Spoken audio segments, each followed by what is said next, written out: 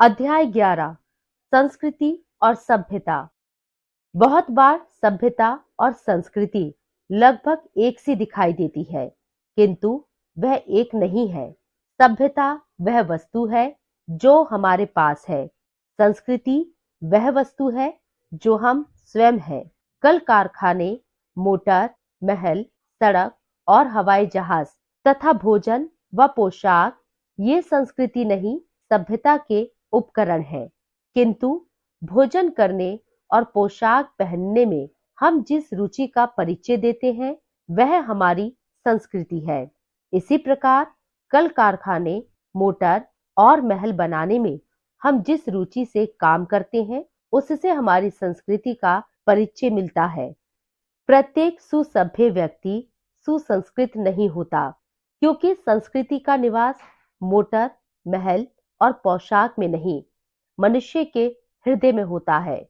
बहुत से ऐसे लोग हैं जो अच्छी पोशाक में होने पर भी स्वभाव से निम्न होते हैं, और स्वभाव से निम्न होना संस्कृति के विरुद्ध बात है। और बहुत से ऐसे लोग भी हैं जिनके पास मोटर और महल तो क्या, अच्छी पोशाकों का भी अभाव है, किंतु उनमें दया, शील, सौजन्य एवं परोपकार की भावना की कमी नहीं है। अतएव ऐसे लोगों के नाम सुसंस्कृत व्यक्तियों की सबसे ऊपर वाली सूची में लिखे जाने चाहिए। दुनिया में आज भी ऐसे समृद्ध देश हैं जहां समाज में सम्मान पाने के लिए कवियों को भी मोटर और धन की आवश्यकता होती है। अवश्य ये वे देश है जहां सभ्यता संस्कृति के माथे पर चढ़ बैठी है, किंतु भारत की परंपरा ठीक इसके विपरीत रही है। भारत में राजाओं से बहुत अधिक आदर उन ऋषियों का होता था जिनके पास महल नहीं थे। ये ऋषि सभ्यता के कोलाहल से दूर वनों में रहते थे, वलकल पहनते थे, मिट्टी के बर्तनों में भोजन पकाकर केलों के पत्तों पर खाते थे, और अपने हाथ से छोटा काम करने में उन्हें शर्म नहीं आती थी। आज की परिभाषा के अनुसार इन ऋषियों को सभ्यता की सीमा में गिनना थोड़ा कठिन काम होगा, किंतु वे इतने सुसंस्कृत थे कि सारे इतिहास में उनका जोड़ नहीं मिलता। सभ्यता के पीछे शहरीपन का स्पर्श है, वह नगरों से निकली हुई चीज मालूम होती है, किंतु संस्कृति ग्रामों के सहज जीवन की याद दिलाती है। सच पूछिए तो कल्चर का सही अनुवाद संस्कार नहीं, कृषि होगा, जो कर्मण अथवा खेत जोतने का पर्याय है। मनुष्य की आत्मा भी खेत के समान है। उसके भीतर हल की जितनी ही रेखाएं खींची जाती हैं, वह उतना ही मुलायम और उर्वर होता जाता है। सभ्यता बहिर्मुखी गुण है, वह शरीर को सजाती है। संस्कृति मनुष्य की आत्मा की चीज है, वह उसे भीतर से कोमल, दयालु और विनम्र बनाती है। एक तरह से देखिए तो संस्कृति प्रकृति से भिन्न गुण है। क्रोध करना प्रकृति है, किंतु क्रोध को रोककर रखना संस्कृति है। काम का उल्लंघन आचार प्रकृति है, किंतु काम को बंधे घाट में बहाना संस्कृति है। प्रतिशोध की भावना प्रकृति है, किंतु जहर पचाकर उसे अमृत बनाना संस्कृति का काम है। प्रकृति हिंसा है, जिसकी चपेट में पड़ी हुई दुनिया बेचैन हो रही है। संस्कृति अहिंसा है, जो इस जलते हुए संसार को अग्नि से बाहर लाना चाहती है। सभ्यता बहुत बड़ी तो एटम बम लेकर खड़ी हो गई। संस्कृति मनुष्य का वह गुण है जिसके विकसित होने पर यह संहारक बम गुलाल का फूल बन जाएगा। जब तक विज्ञान नहीं आया था, सभ्यता और संस्कृति के बीच वह दूरी नहीं थी जो आज दिखाई देती है। सभ्यता शरीर का गुण है और विज्ञान के क्षेत्र से बाहर पड़ती है, इसलिए विज्ञान का कोई लाभ आत्मा के गुणों को प्राप्त ना हो सका। परिणाम यह हुआ कि विज्ञान अपनी शक्तियों से स्वयं भयभीत हो उठा है। आज परिस्थिति यह है कि एटम और हाइड्रोजन बमों के आविष्कार में जिन्होंने बड़े उत्साह से भाग लिया था। स्वयं वे वैज्ञानिक ही दुनिया को चेतावनी दे रहे हैं कि वे अत्यंत घातक है और उनकी जांच पड़ताल का लोभ हमें छोड़ देना चाहिए। किंतु चेतावनी की यह आवाज केवल उन्हें सुनाई पड़ती है जो छोटे और कमजोर हैं। जो बड़े देश हैं उनके कान बहरे हो गए हैं। वहां सभ्यता संस्कृति के सिर पर चढ़ बैठी है और शरीर ने आत्मा को कुचलकर पांवों के नीचे दबा रखा है। सभ्यता के इस अत्याचार से संस्कृति की रक्षा कैसे की जाए, यही वह विषय है जिसे लेकर आज पूरा विश्व चिंतित है। किंतु यह रक्षा तब तक नहीं होगी जब तक मनुष्य प्राचीन विश्व के प्रति अपने दृष्टिकोण में परिवर्तन नहीं लाता। ऐसा नहीं है कि मनुष्य का नवीन ज्ञान बिल्कुल ठीक और उसका प्राचीन ज्ञान पूरा गलत है। विज्ञान अधिक से अधिक पिछले 200 वर्षों से बढ़ा है, किंतु मनुष्य की सभ्यता कम से कम 6000 वर्ष प्राचीन है और इन 6000 वर्षों में मनुष्य ने जो कुछ सोचा उससे ऐसी बातें थी जो अपनी उपयोगिता के साथ समाप्त हो गई और बहुत सी ऐसी भी हैं जो समाप्त नहीं होती और जिनका आज भी उपयोग है।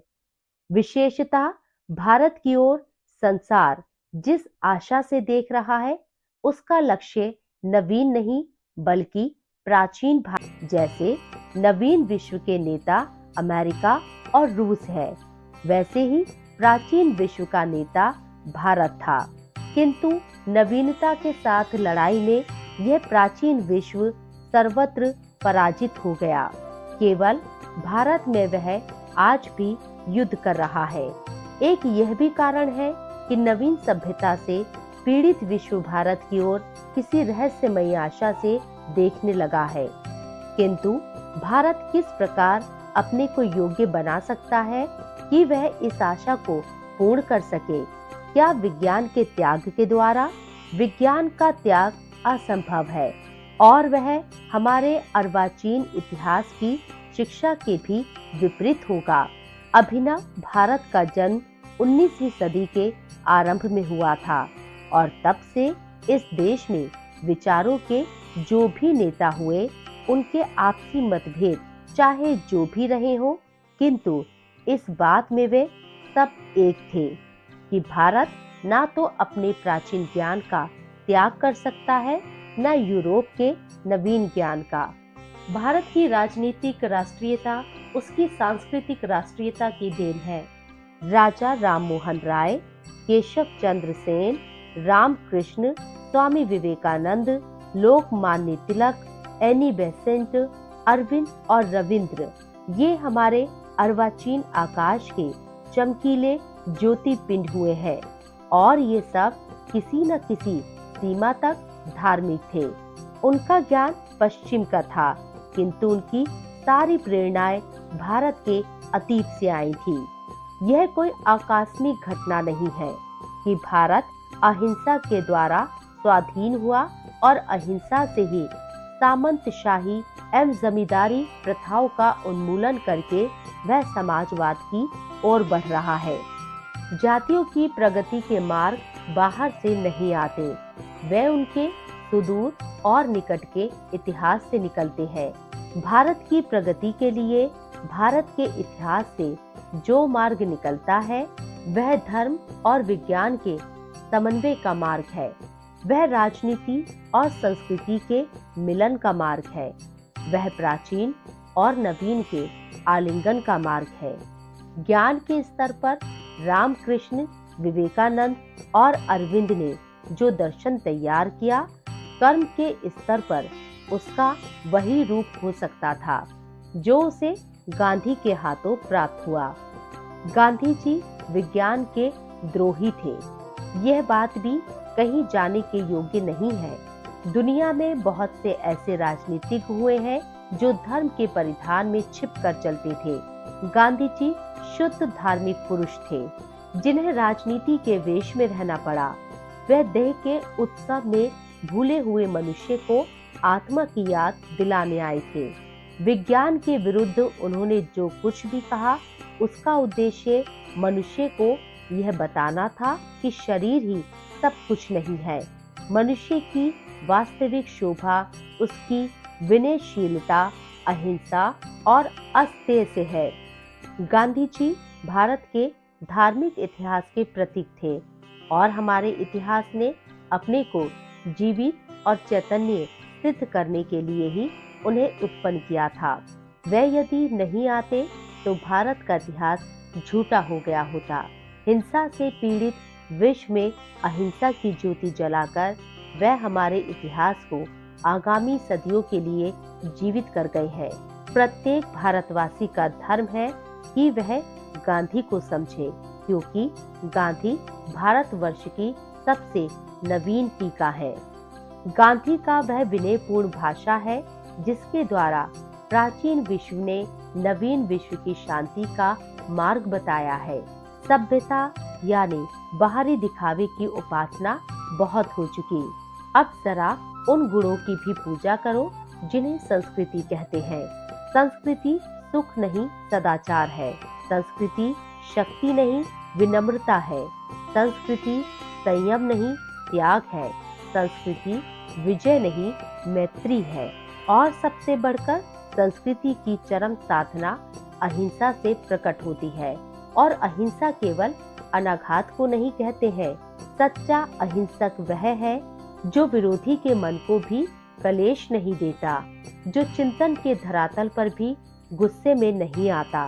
जो सुसंस्कृत होगा वह दुराग्रह नहीं करेगा कि मैं जो कुछ कहता हूँ वह ठीक है और दूसरे लोग जो कुछ कहते हैं वह गलत है।